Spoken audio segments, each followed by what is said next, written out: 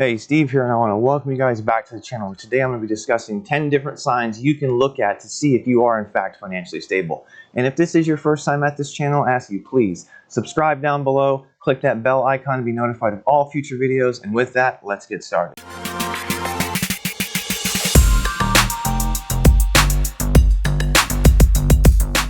Alright, so the first sign that you're financially stable is the fact that you have an emergency fund already set up and saved. And this emergency fund, I recommend having between $1,000 and $1,500 in that emergency fund. Now, this emergency fund needs to be liquid. It needs to be in a savings account, a high interest savings account preferably. This way it can earn you a little bit of interest by sitting in there. Then you can access that money at any time. Now, this money is not meant to be used to pay for a bill that you don't have enough money for. This is meant for an emergency like a doctor visit, dental visit, you get a flat tire, or your car breaks down and you don't want to have to use your credit card, if you have one, to pay for it.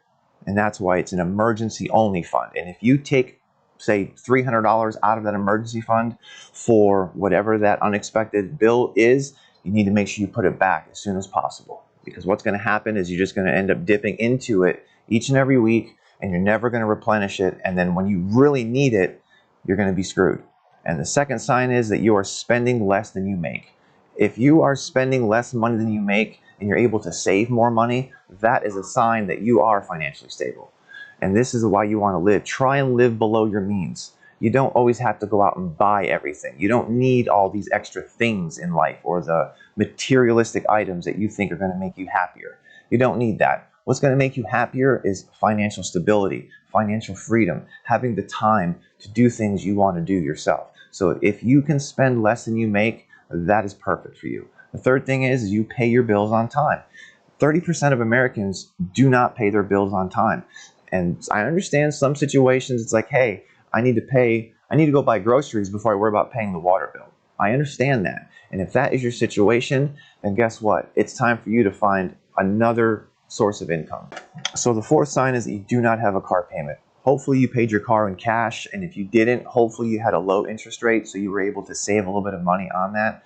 But if you don't have a car payment, whatever that car payment used to be, now you can take that money every month and put that into your debt snowball. And I'll put a video up here explaining what that is and why it's important to help you get yourself out of debt.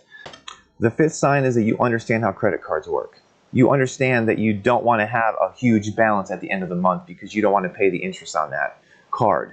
So what I do with my credit cards, I use my credit card for everything because I get 2% cash back on no matter anything that I buy.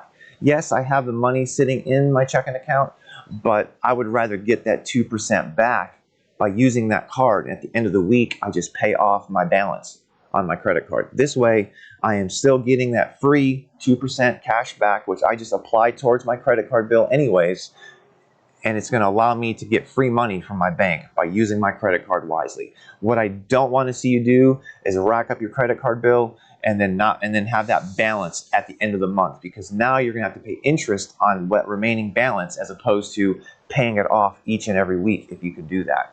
The other sign is you don't spend money on things that you want necessarily. You only spend things on what you need. So if you pick up those new pair of shoes, do I need these shoes or do I want these shoes? Chances are you're going to want those shoes. And this is the spending habits that you need to try and break. Because if you are buying more things than what you truly need, that is not a good sign. I'm willing to bet you can go through a budget, which I'll have a video up here for, and we'll find plenty of things that you are wasting your money on. And the seventh sign is to stick to that monthly budget. If you don't have a monthly budget, you need to start making one. And if you are sticking to a budget and you have a budget, you're already ahead of the game. So make sure you are not wasting your money. This goes back to number 2, I believe, where we're spending less than you make. And your budget is going to show you where you're spending your money. And that's why it's important to know where your money is going each and every week or each and every month. The seventh or the eighth sign is you are teaching yourself finances on your own. You are reading books, you are watching YouTube videos like my channel, you're listening to podcasts because you want to educate yourself further on financial freedom and how to achieve financial freedom. And to do that, you have to understand your finances and how money works. And the ninth sign is you have an investing plan with an end goal in mind. If you are younger, your investing plan might be a little bit heavier risk on the stock market because you've got more time to make up for any potential losses you have, and you understand the risk versus reward factor of anything. If you don't risk anything, or you risk something small, it's going to give you a small reward. And if you have a bigger risk, it's going to end up giving you a bigger reward. Obviously, when you're older, you don't want to have a high-risk investment plan because you don't have as much time to make up for any potential loss that you have gotten in your investments. And the 10th sign is when you get a raise or you change jobs and you're now making more money, you don't go out and flaunt that by getting a bigger house, a bigger apartment, a fancier car, or you're starting to buy the nicer clothes. You don't need that. So when your income goes up, your spending stays the same. Well, if you're already doing these 10 signs, I'm going to praise you for that because most people don't. And if you want to be on a better financial track, I encourage you strongly to start doing these 10 signs because it's going to change the way you look at money. It's going to change your financial situation. You just have to be intentional and wanting to do it. And if you found this video helpful, I ask you please click the thumbs up icon down below, which I'll wait for.